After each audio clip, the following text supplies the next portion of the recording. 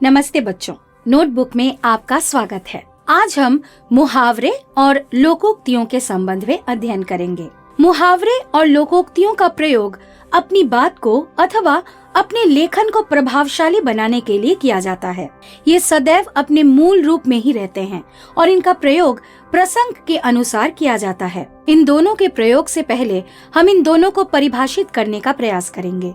मुहावरे ऐसे वाक्यांश होते हैं जिनका मूल रूप वाक्य में ज्यों का त्यों रहता है और जो स्वतंत्र रूप में प्रयुक्त न होकर वाक्य के एक अंश के रूप में प्रयुक्त होते हैं। लोकोक्ति लोक में प्रचलित युक्ति को कहते हैं, अतः यह मानव समाज का अनुभवजन्य सार है।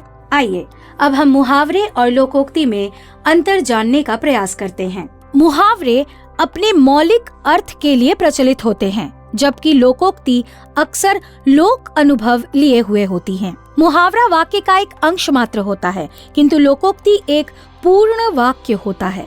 मुहावरे का प्रयोग स्वतंत्र रूप से नहीं हो सकता, किंतु लोकोक्ति का प्रयोग स्वतंत्र रूप से होता है। मुहावरे में वाक्य के अनुसार परिवर्तन होता है, किंतु लोकोक्ति में किसी तरह का परिवर्तन संभव नहीं।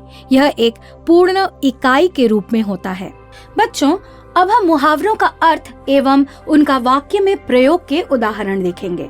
अक्ल पर पत्थर पड़ना अर्थात बुद्धि नष्ट होना। तुम्हारी अक्ल पर पत्थर पड़ गई है क्या कि अपने भाई को पीट रहे हो? गागर में सागर भरना अर्थात कम शब्दों में बहुत अधिक कहना। रवि की कविताएं बहुत गहरा अर्थ लिए होती हैं, वह गागर में सागर भरना जानता है। कोल्हू का बैल अर्थात लगातार मेहनत भरा काम करना। कई किसान कोल्हू के बैल की तरह काम करते हैं, किंतु फिर भी उन्हें 2 वक्त की रोटी नहीं मिलती।